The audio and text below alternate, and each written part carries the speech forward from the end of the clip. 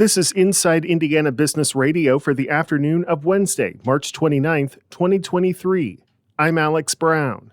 Michigan-based Star of the West Milling Company has announced plans to expand flour milling capacity at its facility in Noble County. The company said the project will include adding a 7-story slip-form structure to support the additional efforts in Ligonier. While Star of the West is not disclosing its financial investment in the project or how many jobs would be created as a result, B Noble Inc. Executive Director Melanie Kellogg told Inside Indiana Business the expansion comes with an estimated $150 million price tag. The project will also include additional feed storage and loadout capacity, additional flour storage, 2 twin packaging lines, and tote filling capabilities. Walmart has announced a new round of store closings nationwide, and one is in South Bend. In a notice to the state, Walmart said it is shuttering a store on the city's northwest side on April 21st and laying off 261 employees. The company says associates who do not find a job at other Walmart locations or Sam's Club stores after a 90-day paid job search period will be terminated effective June 30th.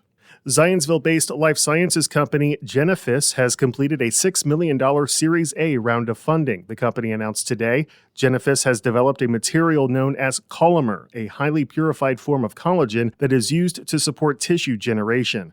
The company said it will use the funding to support activities to bring its initial product to market, invest in manufacturing and regulatory capabilities, and add up to 45 jobs over the next 3 years.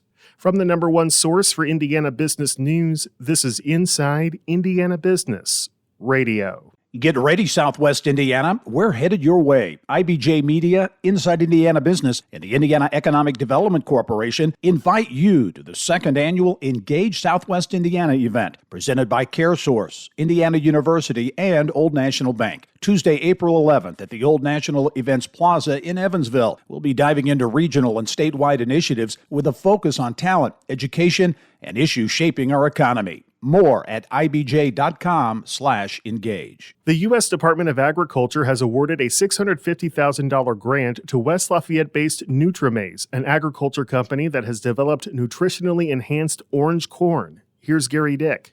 The company said the grant will be used to demonstrate the benefits of feeding its orange corn to poultry on a commercial scale. Nutrimaize was co-founded by Torbert Rochford, a professor of agronomy in Purdue's College of Agriculture, and his son, Evan. Torbert first began researching the benefits of increasing carotenoids in corn in his Purdue lab more than 20 years ago. Carotenoids are micronutrients that give many vegetables and fruits, like carrots, their color. They can provide many benefits, including helping to maintain healthy eye function and boosting vitamin A levels.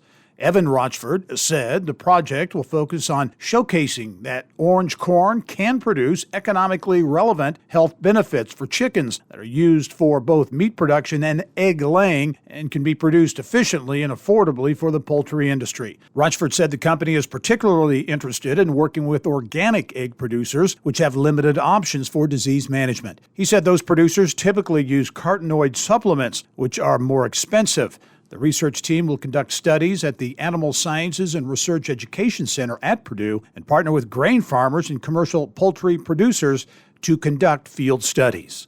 This is Gary Dick for Inside Indiana Business Radio. Eskenazi Health is launching a $60 million campaign to support its long-standing efforts to reduce health disparities and improve life expectancy across central Indiana.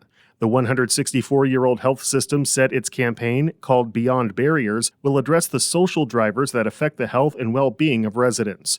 Eskenazi said it will set up 3 health equity zones in low-income areas of Marion County with neighborhood leaders and residents by 2025 in order to increase access to health care, mental health care, and nutritious foods.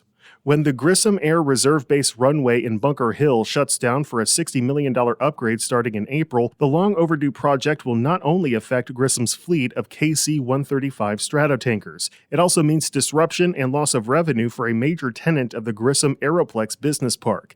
Dean Baldwin Painting, one of the largest independent painting companies of commercial and cargo aircraft in the U.S., will be forced to suspend operations for about 5 months, says CEO Barbara Baldwin McNulty. We have 2 major customers, UPS and American, and we let them know that, out of our control, out of our hands, we have got to close down. So we also, we didn't want to spread the news too much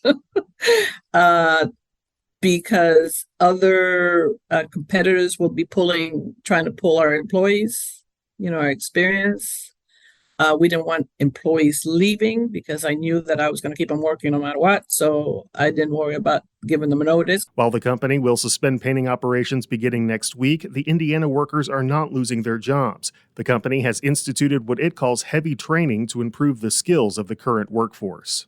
IU Health CEO Dennis Murphy is this week's guest on the Business and Beyond podcast with Gary Dick, presented by PNC, a weekly conversation with high-profile Hoosiers in business, sports, and entertainment, and beyond. Available now from your favorite podcast provider. I'm Alex Brown for Inside Indiana Business Radio on Demand.